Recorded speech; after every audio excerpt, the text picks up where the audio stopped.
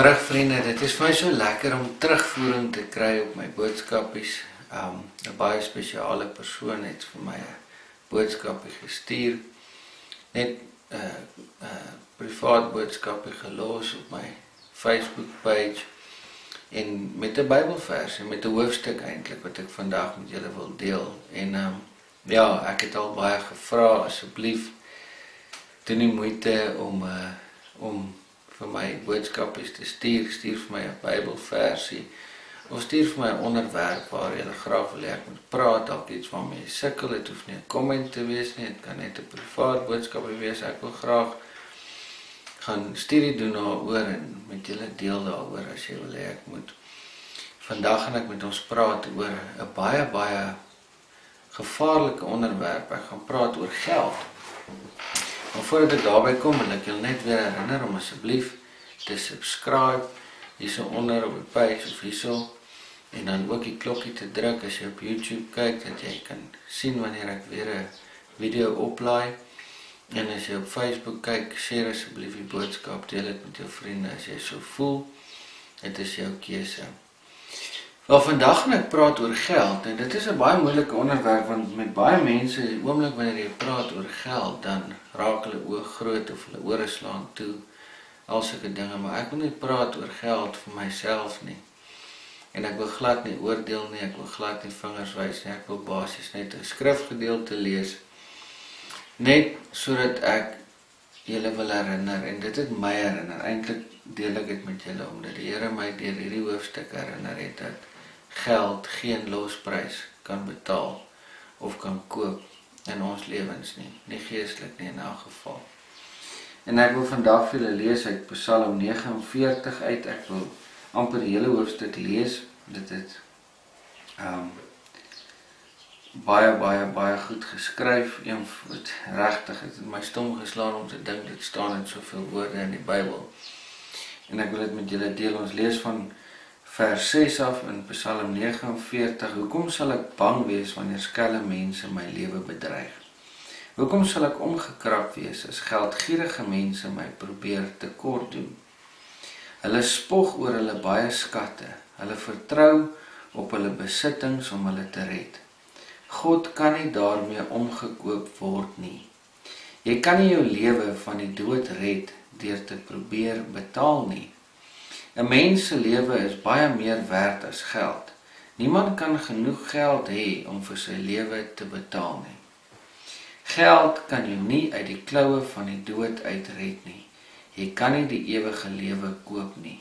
Almal weet dit tog. Slim mense en dwaase mense gaan uiteindelik almal dood. Alles wat hulle bymekaar gemaak het, bly hier agter. Hulle nuwe adres, die dood, daar trek hulle nooit weer weg nie. Niemand leef vir altyd nie, al het so 'n mens ook 'n baie eiendom besit. Nie eens die grootste rykdom verseker 'n lang lewe nie. Op die ou end gaan ons almal dood, net soos die diere in die veld. Die dood wag vir mense wat op hulle self vertrou, vir mense wat baie van hulle self dink.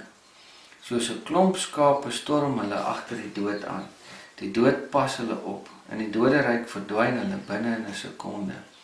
Al wat van hulle oorbly is 'n verlate grafsteen, ergens in 'n begrafplaas. Niks bly oor van alles waarop hulle vertrou het nie. Ek glo dat God my nooit in die kloue van die dood sal laat beland nie. Hy sal my daar uithaal en reguit na hom toe vat. Hoekom dan bekommerd wees oor ryk mense as hulle al meer kry? Al hulle geld bly hier agter as hulle die dag doodgaan. Hulle vat niks saam nie. Wat help dit dat hulle die hele wêreld aan hulle voete het met hulle baie geld? Wat help dit dat jy bly is oor al jou voorspoed of mense jou prys omdat jy so goed is? Op die ou end stap hulle met leë hande uit hierdie wêreld uit. Net soos almal voor hulle gaan hulle dood. In die graf sien hulle nooit weer die lig nie. Ryk mense wat nie die Here dien nie, is dom. Hulle sal soos diere doodgaan. Nou, ek wil baie duidelik sê dat hierdie kom nie uit my uit nie. Dit staan in die woord van die Here, Psalm 49. En ek het dit nie geweet voordat hierdie persoon het vir my gestuur het nie. En ek wil vandag vir jou sê, as jy ryk is, as jy dit breed het, as jy geld het, daar is niks daarmee fout nie, solank jy die Here dien, 100% reg. Al wat hierdie skrif, wat ek het hierdie skrif uit probeer vat, is dat geld gaan jou nie uit die kloue van die dood uitred nie, net Jesus se bloed kan. Ek het vandag gegoogel, toe gaan Google ek daar so hoeveel mense is op aarde, hulle praat van 7.4 biljoen mense op aarde, en elkeen van hulle gaan doodgaan. Toe gaan kyk ek, hoeveel mense het al geleef, en Wikipedia reken al oor die 100 biljoen. Dit is baie mense, dit is bitter baie mense. En al wat ek besef het toe ek dit gesien het, is dat, dis net so, dan is jou lewe verby. Moenie worry oor geld nie, moenie geld najaag nie, jaag die Here na, jaag sy wil na.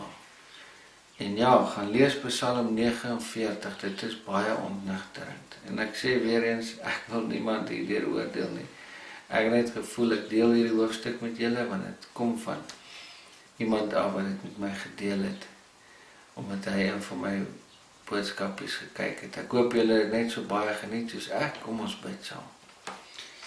Dankie Here vir die wonderlike voorreg wat ek kan hê om net 'n stukkie uit die woord uit te kan lees. Here, dankie vir die wysheid en die insig wat in hierdie woord vasgelê is, Here.